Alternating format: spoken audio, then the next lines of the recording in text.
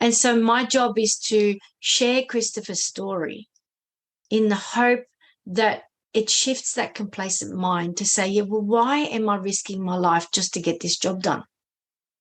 It's not worth it. You know, you are a worker. The work still needs to get done. And the thing is, if something happens to you, if you get injured or die, you will be replaced. But you're never replaceable to your family. Never.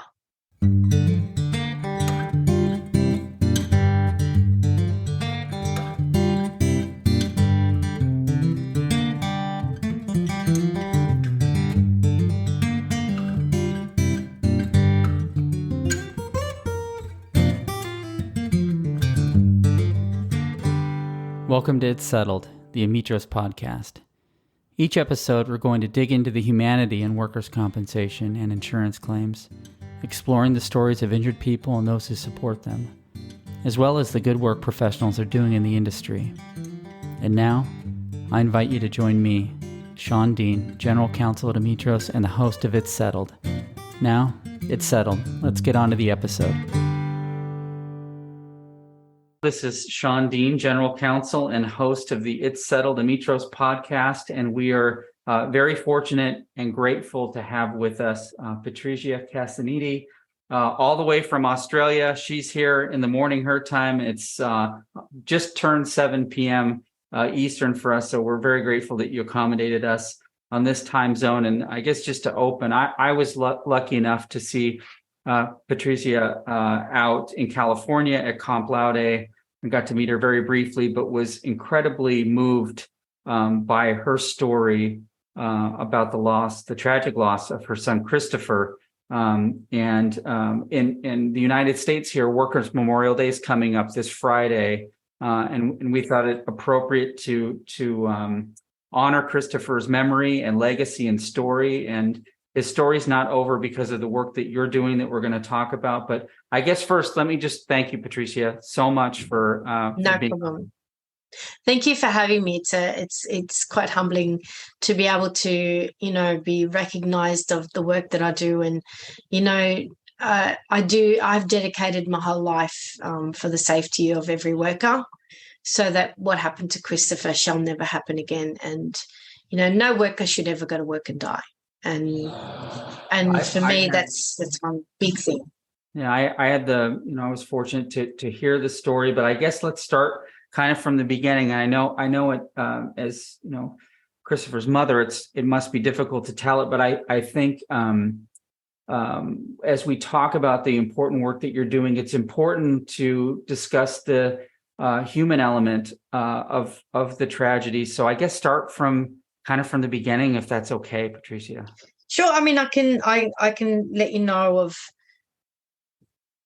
what Christopher was like and that kind of stuff. That I think it's the easiest way for me to kind of start. I mean, Christopher was my middle son, and I've got 3 boys. So one older and one younger, and they're now 20 and 24.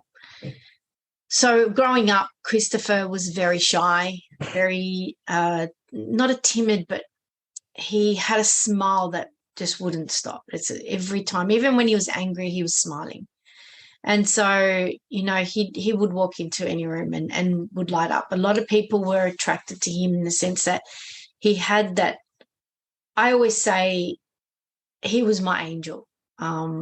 Because, a lot of people, especially people that weren't always listened to, he would take them on. He had patience for anyone around him that he felt needed his help, he would be there.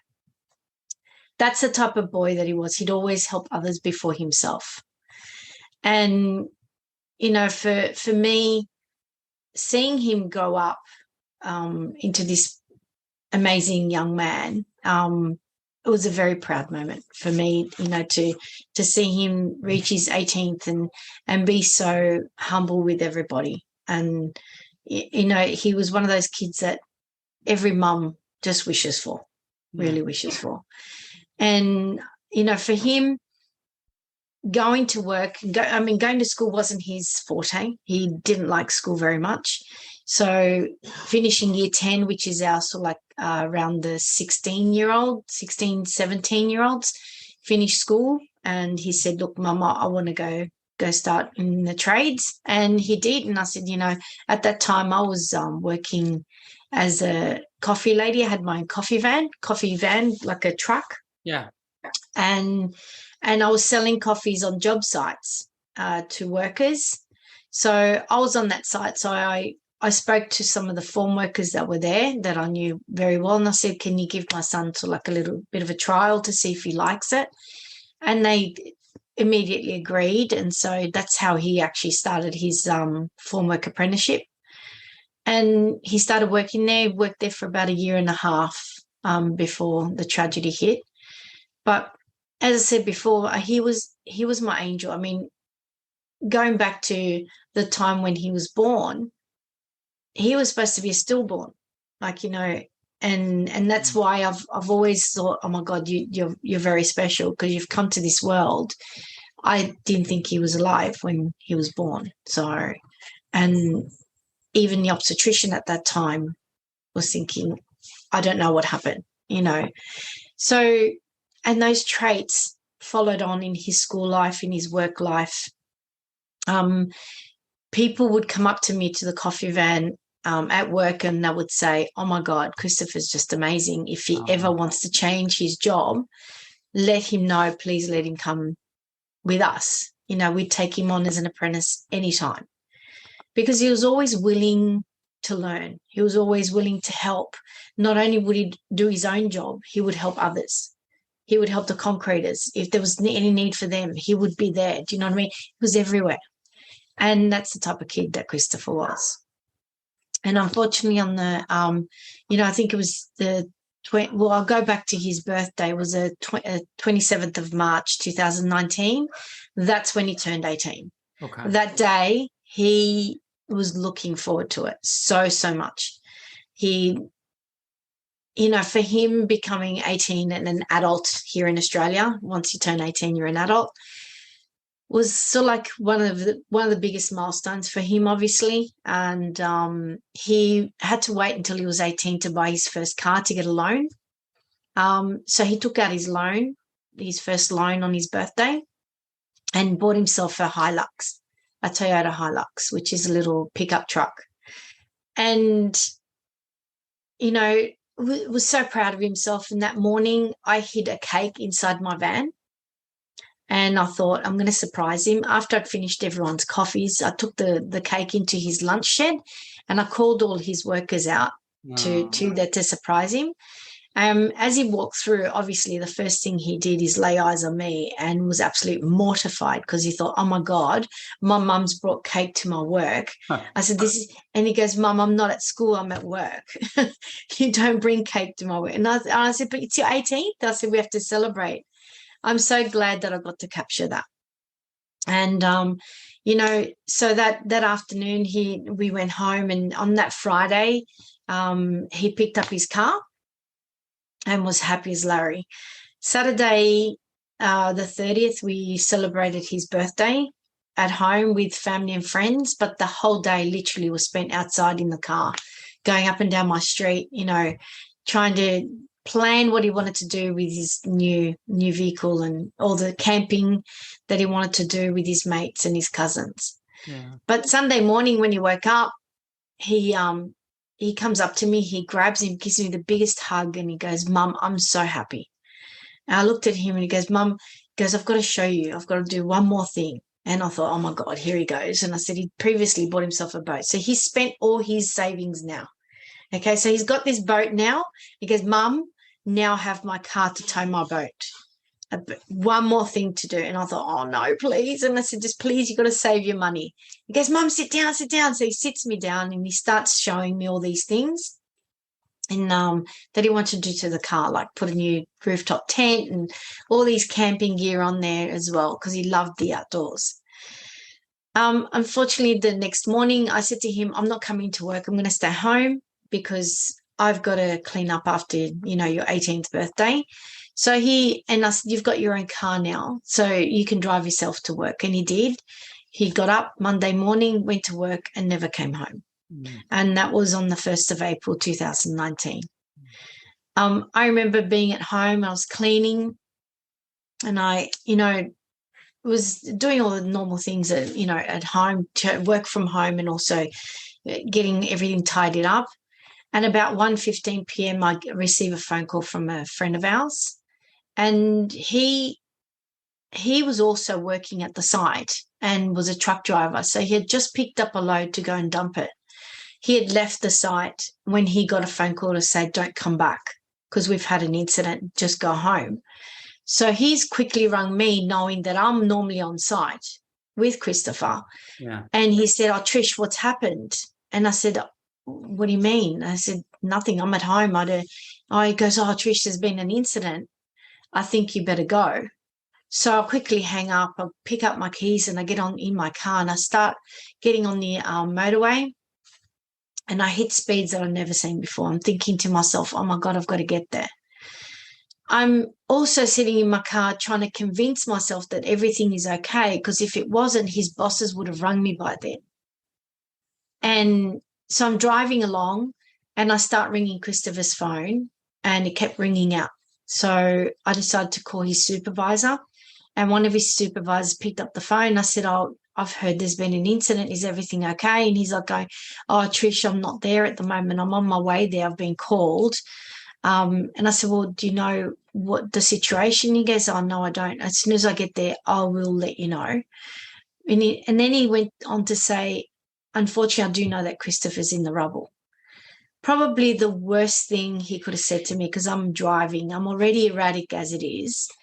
And I thought, oh, my goodness. So I hang up the phone. I call his other supervisor, and Jim picks up the phone, and he's huffing and puffing. And I thought, oh, my God, Jim. I said to him, is Christopher okay? I've heard he's been in an incident. Can you tell me more? And he goes, oh, Trish, I can't speak to you right now. I have to call you back. And I said, no, Jim. I said, I need to know. Is Christopher okay? Is he with you? And he said, no, Trish, I can't speak to you right now. I have to call you back, and hangs up. At this stage, I think I must have blacked out. Like I don't remember how I got myself to that site. My whole body just went cold. So, but when I did get to this, I remember getting there, and the whole area was blocked off with, fire, ambulance, rescue teams, helicopters. And I get out of the car and nearly collapsed to the ground because my legs were just jelly. And I thought, oh my God, I have to get there. But I couldn't walk. I couldn't breathe. And I hear a car come up beside me. So I looked and I went, please stop. I said, can you take me up to the top? So I've jumped into this stranger's car, and he's driven me up to the road of where the job site is. And we come up and we stop to the evacuation area where now 250 workers are standing there in total silence. I get out of the car and slam the door. And as I do that, some catch my eye and look at me and just burst out into tears, because the whole situation has now become personal. I'm mum on that site. Not only am I Christopher's mum, I'm mum to everybody. And they because had I'm there. They've seen you there before, right? Yes. With the coffee. I'm there every day, Oh. and they used to call me mum, because I'm there with their lunches and their breakfasts, and, make them coffee all day long. And so they're just crying. And I said, does anyone know where Christopher is? And they're just shaking their heads because they're unable to even tell me. Yeah. So I've walked through the crowds, and I'm pacing up and down the street, just frantic. And then I get a tap on the shoulders. And that's when they said, Mrs. Cassaniti, can you please follow us? And they've taken me to the first aid room. And just as I sit down, the police officer walks in, kneels in front of me, puts his hand on my knee and looks up, and he says, I'm sorry to inform you, Mrs. Cassaniti, but unfortunately we've had a scaffold collapse and your son got caught underneath it. We did everything we could, but unfortunately he's passed away. And at that stage, I just got up. I looked at him, I said, no way, no way. He just turned 18. I said, you need to go back out there. You grab my son and you bring him to me now. I said, because there's no way. You need to do more. Bring him back to life. I don't care what you do. He's a strong boy. He's got a strong heart. He's very young. And they just kept shaking their heads. And I'm like, I'm in total shock, total denial. And that day was a day that changed my whole life forever. It'll never be the same, you know. I mean, even you relaying it to me, I'm having a hard time keeping it together here myself. But I appreciate you telling your side of the story as a parent, because I think it brings these types of incidents, the human element to it. Yeah. To the reality of it. The reality of it. You know, we hear about these incidents, you know, in the States in the news as statistics and reports, but we don't feel the emotion of, you know, how it affects parents. So I commend you, and I appreciate you telling the story, as painful as it must be, in that level of detail. I mean, it doesn't affect just the parents.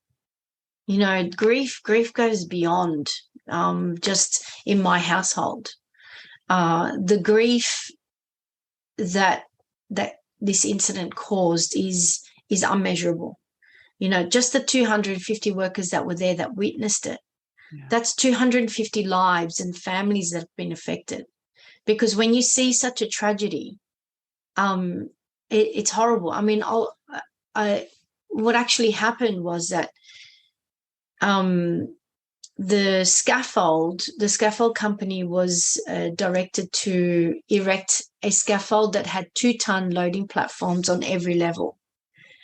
And the builder wanted to do that so he could preload bricks and sand and cement onto those platforms for the bricklayers to finish off the building.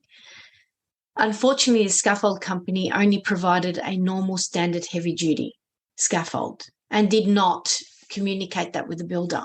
So the builder did not even question as to why on this handover certificate it didn't have a 2-ton loading platform. So clearly was insufficient for that weight, for that material. Exactly. So unfortunately, what happened was that the builder continued with what he had planned to do. So the scaffold was overloaded by 18.5 tons. Oh, gosh. And so it's way, way, way overloaded, not just a small overload. It was 18.5 tons. Not only that, we also found out that there was no ties to the building. So the scaffold had all ties missing, none whatsoever except for one at the bottom. It had no vertical bracing and no transoms. So everything you can possibly think that could go wrong on a scaffold went wrong. The other unfortunate thing is that the scaffolders themselves that built the scaffold went to the leading hand and said, there's something wrong here. There's way too much weight on this scaffold and we need to stop the job. Unfortunately, the leading hand had a she'll be right moment and said, no, it'll be right. They'll remove those bricks very soon. A couple of hours later, it came down and crushed Christopher to death, and also heavily, very badly injured his supervisor that was with him, to the point that his supervisor's wishes he died with Christopher. As you talk through the chain of events that caused the accident, which led to the tragedy, I mean, in retrospect, in hindsight, you know, we say, you know, hindsight's 20/20, like you see it, but I mean, Yes. I mean, those things seems like, you know, you don't drop 200 pounds on a cardboard box, it's going to fall. Like, no. And it makes you wonder why people just didn't see that, and it wasn't properly tied to the structure. That's right. Why didn't people speak up? But I guess I'm getting a little bit ahead of myself. So, you know, I don't want to, you know, no need to go through the immediate aftermath, but I guess I want to jump into the work you're doing with the Touched by Christopher Foundation, because obviously this is in Christopher's memory and honor. Yes. To to do some pretty incredible things in light of such a tragedy. Talk to me about what led you down that path, because I don't think you went to university to say, "Oh, I want to be a workplace safety advocate." No, You were not at thrust all. into this, and I it have. became your mission and your calling. But talk to us a little bit about what led you here. I believe it's my anger. My anger is so deep because what happened was so avoidable. And it's, especially knowing that they actually said we need to stop the job. So Christopher should never have died. And so that anger consumes me. So I had to turn that anger into something positive. When Christopher died, his impact was so massive. It reached all corners of Australia and internationally. So the news was quite intense. And it went on for a while, and it still does today, 4 years on. Christopher's still spoken about. So for me, it was like, I've got to keep his legacy going. I've got to make sure that his name will always be in the name of safety. Yeah. And so at first I started the Touch by Christopher Foundation, which helps any other families who go through the same type of loss in a workplace incident where someone's died. What we do is we provide the families with 3 months worth of groceries and pay off any outstanding bills that they may have, because 90% of the time that someone dies at work, it's the breadwinner. Yeah. Compensation doesn't come till much later. It has to go through the courts. Sure. There's investigations, and then compensation comes through the workers' compensation. And I said, we need immediate help because the income stops, but the bills don't. Yeah. And this is why the Touch by Christopher Foundation was formed, so that we can help these families. And it's basically the way we work it out is $20 per person per day for 92 days. So that covers 3 months worth of groceries, and then another $1,500 towards bills that they may have. The future goal that I have for Touch by Christopher is to raise more money to be able to also include 3 months worth of mortgage or rent as well on top of what we already give. This helps families in that immediate kind of thing, so they don't have to grieve. They can grieve without the everyday burden. Yeah. Let's talk about safety is my income. That's what I do as a full-time job now. I educated myself in WHS, so I did a certificate 4 and made sure that I could understand what the law is all about so that I could challenge the government in making changes to our laws to make sure that we have, higher penalties and consequences in place to deter workers from doing the wrong thing. With Let's Talk About Safety, I go out to job sites, I do expos, I do forums, and speak to workers about shifting complacent mind, recognizing when they are being complacent, because as soon as you say, she'll be right, I've done this 1,000 times before, or it will never happen to me, yeah, it's going to happen. Yeah. And she'll be right is never right. Complacency will always override what we know is safe to do in the first place. And so my job is to share Christopher's story in the hope that it shifts that complacent mind to say, yeah, well, why am I risking my life just to get this job done? It's not worth it. You are a worker. The work still needs to get done. And the thing is, if something happens to you, if you get injured or die, you will be replaced. Mm. But you're never replaceable to your family. Never. Your family can't replace you, whether your boss can. What do you think, Patrizia, is the mindset in a worker that makes them feel that they're not empowered to speak up? Because they have fear. They have fear of losing their jobs. Everybody holds on to their jobs dearly because this is what, we go to work because we want a better life. We go to earn money. People say, I love my job. Yes, you love your job. And there's people that don't love their jobs. but they have to work so that they can earn money to live a better life. But why are we risking all that? Why are we risking just to do a job and not go home? What's the point? Yeah. That's why I encourage people to recognize when they're being complacent. And if they do walk past an unsafe situation or they get given an unsafe situation, everyone knows their job. Everyone knows how to do your job, how to do it correctly, and how to do it safely. And if your stomach has got butterflies in it to say, oh, this doesn't feel right, then we need to stop. We need to recognize those moments and actually evaluate before we go on and do it. I've made it law in Australia now that if you take on an unsafe situation or you're given one and you actually continue to do that, you get prosecuted even if an incident does not occur. Wow, that's amazing.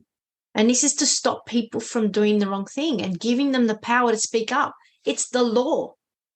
You say no to unsafe work practices. And what I want people to understand is that we all have family, and we need to make our families the reason why we go to work safe every single day. That's incredible that you, that's actually brilliant. I mean, that you still penalize a bad actor, even though something bad doesn't happen, because if there's no consequence, they're just going to keep doing it over and over and over again until someone gets hurt. Exactly. It's just like driving a car. You have to wear a seatbelt. You can't speed. If you speed, you get caught, you get a fine. And it makes you think twice about the second time you're going to do it. But if you speed and you get caught and okay, don't worry, just don't do it again, you will do it again because there's no consequence. So it's the same when it comes to unsafe work practices. We have a campaign here. It's called Stop It or Cop It. And that's for seatbelt use and for mobile use in phones and for speeding. If you don't stop it, you're going to cop it. Yeah. And the same, that's my next mission, is to create a Stop It, Cop It for unsafe work practices. Because if you take on an unsafe work practice, you are consciously doing something that you know is wrong, that could possibly injure you or kill someone else. That's a criminal offense. The same way, I don't know the laws in America, but here, you kill someone in a car, it's manslaughter. Correct. It's the same. Instant manslaughter. But when you kill someone in Australia, especially in my state, there is no manslaughter. So nobody's culpable for someone's death at work. The other states have introduced industrial manslaughter, which is another mission of mine, is to make sure that New South Wales now will get industrial manslaughter as part of the WHS Act. And it's important. Have you found that through changing legislation and working with lawmakers, what is some advice you can give to others? And they may not even be in Australia, but what's kept you going? And I guess what are maybe some tips that you can give people? It seems to be a daunting thing. I mean, you talk about changing a law. I mean, it seems like that's almost an impossibility, but clearly you've done it. Don't stop. That's all I can say is you've got to keep pushing. People forget the human factor. Okay, we're all humans. We're not robots. We all have a heart and we all have love. And you can't just put a situation like this and just throw it and put it under the carpet and forget about it, because that's what happens. Yeah, we'll think about it later. Oh, don't worry about it. It'll fix itself up. I'm persistent because I'm angry. I'm so angry in losing my child. I mean, just to lose a child is the worst thing that can happen to any parent. Yeah. But to lose a child in circumstances like this that were totally avoidable is even worse. So my anger is very deep. Yeah. And I will do everything I can in the hope that my son did not die in vain, and that laws are changed in his honour, and that people always think of Christopher and safety, their own safety. and think about their own families. Because if we, as a worker, say no, the job doesn't get done. So we all have to collectively work together in making sure that, we stop taking on unsafe work practices. But if anyone, wants to be an advocate for these things, they really got to keep going, keep pushing, putting that human factor into it, because people forget. This is not just an incident. This is a human life that was taken totally unnecessarily. We've just got to push on. We really do. And coming from personal experience, if anyone is out there, even that has gotten injured and is unable to get on with their own lives, be an advocate.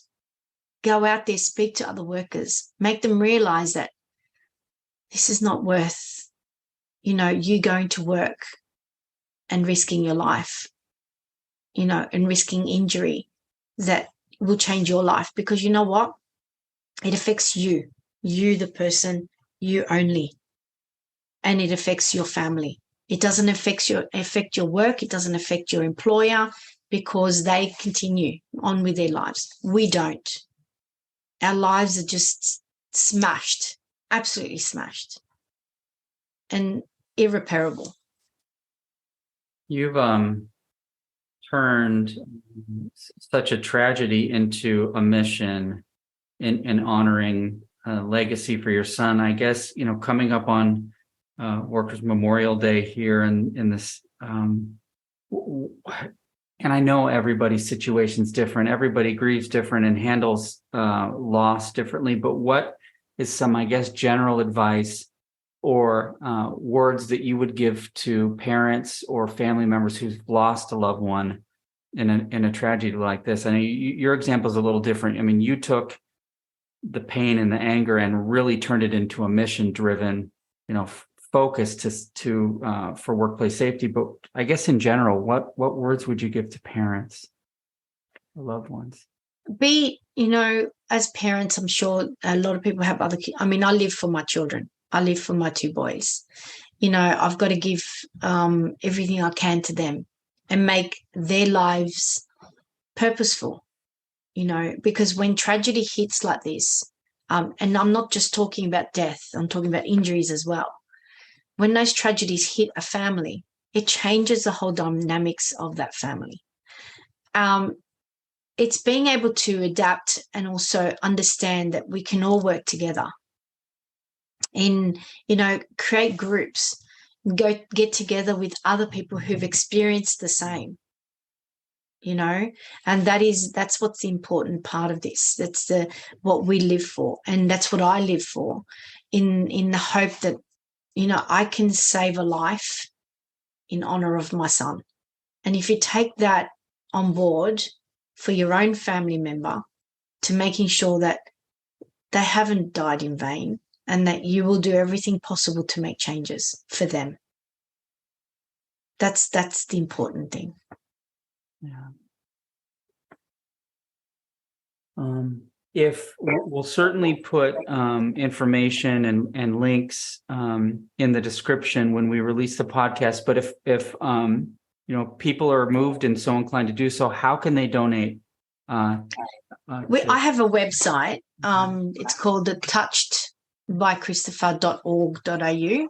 So org.au. I'm easily found on LinkedIn. Facebook, my Facebook page is my name.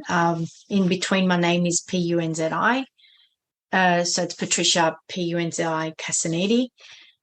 If you look up Touched by Christopher, you will, you can find me. You can contact me on LinkedIn, Facebook, Messenger, WhatsApp. There's all different modes of being able to contact me, and I can direct you to that. On our website, there is a donate now button, which people can donate to. And but if there's any companies out there as well that would like me to speak in person, I'm also an international keynote speaker, and I can do a talk on there, and people can donate through that as well. That's wonderful. I can't help but think too, how many countless lives that Christopher will never know he touched through his event and through your work that you've saved. And how many parents that you've saved that pain over from what you're doing. To me, it's a beautiful thing that you've done, and it's probably bittersweet, but still, it's the work you're doing is so important in that regard. You're preventing from happening what happened to you and Christopher. Yes. Yeah. Well, I'm easy contactable, and my mission is to get in front of as many workers as I can everywhere in the world, because no one should ever go to work and die. No one, or get injured for that matter. We all deserve to go to work, make our living, and enjoy our lives with our families. Well, we are incredibly grateful for you telling your story and the incredible work that you're doing in honor of Christopher, and he's left quite a legacy through you. And we can't thank you enough for joining us this evening. And it's settled. Patrizia Cassaniti, we thank you so very much. Thank you for having me. It's an honor. It's an honor. Thanks for joining us for this episode of It's Settled, the Ametros podcast. For more information and episodes, you can visit us at our website at ametros.com. That's ametros.com. Or head over to iTunes, Spotify, or your favorite podcast app. We hope you enjoyed this episode and look forward to sharing more stories of people overcoming their workplace accidents and bodily injury claims, and those who are working hard to make a difference for them. So it's settled. We'll see you next time.